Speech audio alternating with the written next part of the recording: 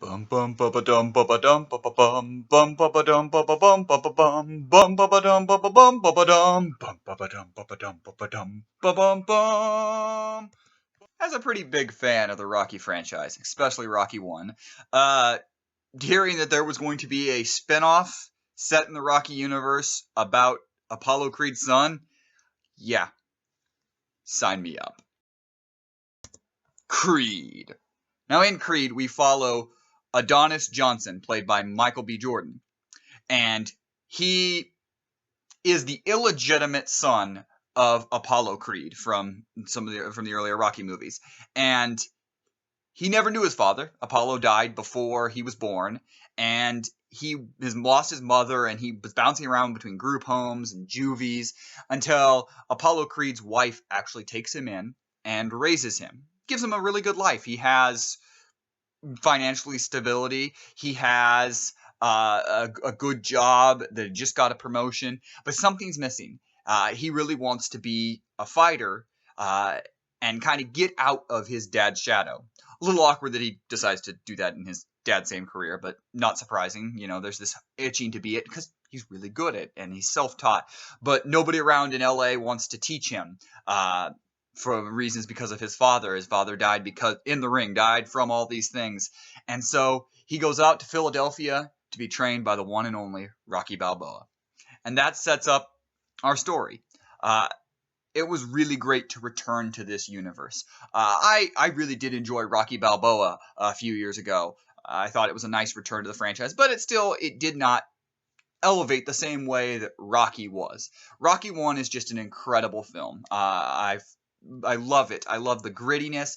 I love how real Stallone plays Rocky. I love how real the fights felt, how just down to earth it was, as the rest of the genre and the rest of the movies that followed it kind of became silly and goofy. They're still good. There's still a lot of good stuff in many of the Rocky sequels, and several of them might even be better movies, but they're not quite the realism or the fun that was the original Rocky.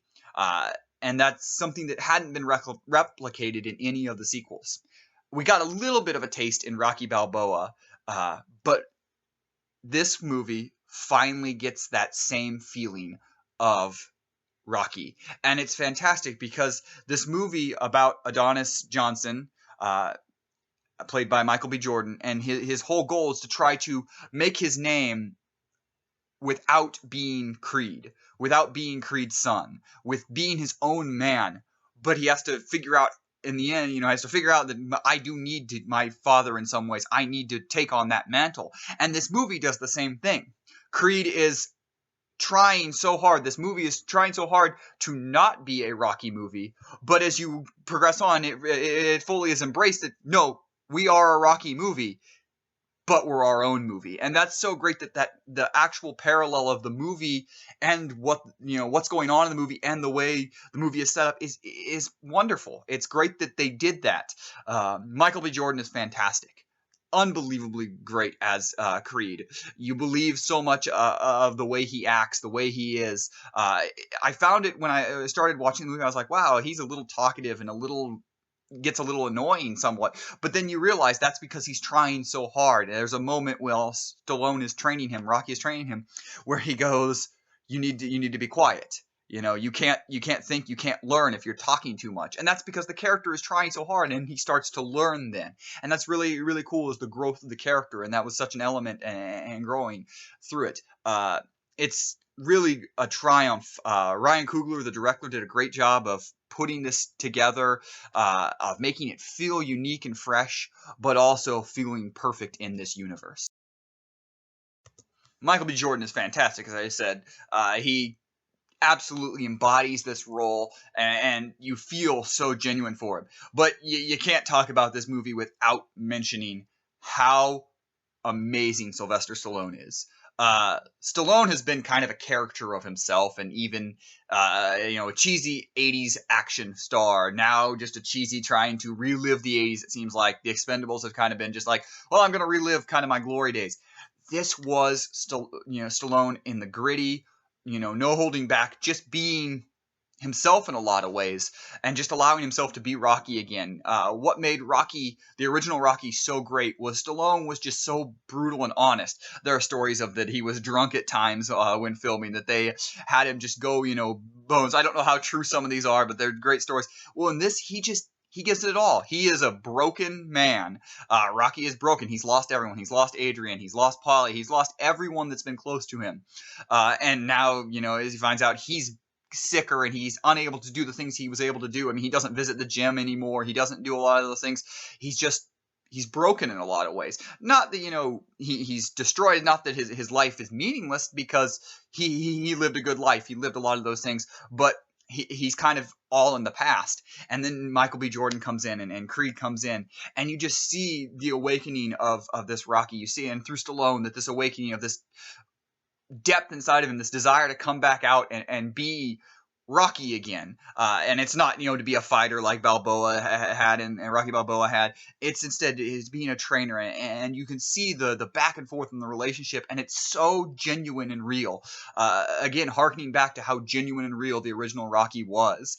And it feels just like this relationship just feels like family. Immediately, Michael B. Jordan and Sylvester Stallone feel like their family. Jordan calls Balboa. He calls him Unc. As his uncle. There's a great line when his girlfriend said, "You didn't tell me your uncle was Rocky Balboa." It's a fantastic stuff, and it really is have a great dynamic. And I really enjoyed Sylvester Stallone actually being a dramatic actor for once, because while he is the action star and everything, there is acting ability in him, and it's great to see it come out. And I think a lot of it helped that he wasn't behind the camera this time, that he wasn't the director, he wasn't the writer. This was brought to him, and he embodied it, and I think that really allowed him to just throw it all into being the actor in this, and it really works. The scenes when he's sick, the scenes when he's down, and you see a broken Rocky that is sick and dealing with cancer, and those are heart-wrenching scenes at times, especially when you see how Creed is reacting to them, and it is just a wonderful and heartbreaking scenes as he fights alongside, not in the ring, but fights his own body. And there are great lines where when he's training Creed, he talks about that your number one enemy is you. He points to a mirror and he says, "That guy looking back at you, that's your number one fire. That's the person you always have to beat." And he has to fight him. And you see that embodied through this sickness. And it's just a wonderful performance. Now, this is a boxing movie, so you're going to expect boxing matches. But it's not the over-the-top boxing matches that we've seen at times in this series. There's only 4 real fights in the whole movie. One very, very short in the beginning, one that's fairly short in the middle, and then there's really just 2 epic fights. One where he fights a guy who, one of Rocky's friends whose son he wanted Rocky to actually train, and they fight, and it's just unbelievably shot. It is shot in the way that it makes it look like it is one take. There are definitely where you could see where they had some edits and they put some things in and they were able to do it, but it is shot so incredibly where you don't know how they did it, and the only way you can explain it is one shot, and it's just breathtaking. I don't think I've ever seen a fight done that way, and it is a brutal fight. I mean, the punches and you're getting blood dripping down, and the way they did it is just, it's incredible filmmaking. And then the final fight, so reminiscent of the original Rocky. Although I was sitting throughout the whole fight, I'm sitting there and I'm going, is this going to be original Rocky goes the distance, or is this going to be a knockout? Is he going to win? And that tension, you don't know what it's going to be, and that's great. They're most like, oh, is he going to get a knockout? Oh, is he going to be knocked out? Oh, is it going to be go all the way? Just make it all the way. Make a name for yourself like the original Rocky was. And it's great that they had that tension, that I couldn't truly predict what was going to be the outcome. And that's credit to the filmmakers that they were able to keep that mystery and that mystery part of it. And it was well done. The whole movie is shot magnificently. The backdrops, the environment of Philadelphia, the urban aspect of a lot of the things. There's concerts as Creed's girlfriend in this is a singer, and he goes to kind of these locales and these concerts, and you get kind of that feeling down there, and there's kind of, it just feels gritty in a lot of ways, but not like in a dark sense, but in a real, this is real life. This is what it's like to be kind of a fighter, an element of being in Philadelphia or in, sometimes suburban America. There's just a lot of different places from it, and it's so interesting to see some of the dynamics, the difference from the beginning in the rich LA to kind of more of the poor side of Philadelphia. And it was really interesting to see kind of that contrast. The movie is shot wonderfully.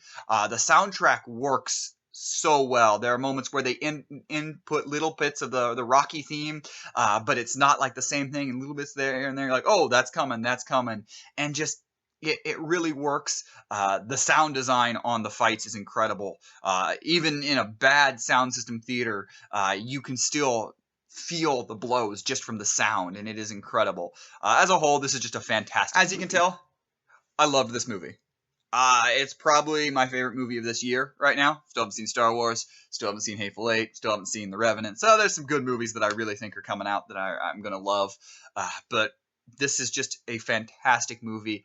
It goes back to the originals, but it is fresh. It is new. It doesn't change anything. It spends so much time being itself, but at the same time harkening back to great movies in the past. I love this movie. I love it so much. Check it out. It may not be in theaters much longer. I know it's been in for about 3 weeks now. If you get a chance, if you have a theater that has it, go see it this weekend. If you've seen Star Wars 2 or 3 times already, maybe that instead of taking that 4th time, going, I'm gonna go see Creed. You will not regret watching this movie. It is just a fantastic film. So what did you guys think? Did you like it as much as I did? Do you think it's one of the best movies of the year? Or am I overrating it a bit? Let me know in the comments below. As always, like this video, subscribe to the channel, and I am Shawn Revman, aka the cheesily named Darth Shawn, and may the Force be with you. Always.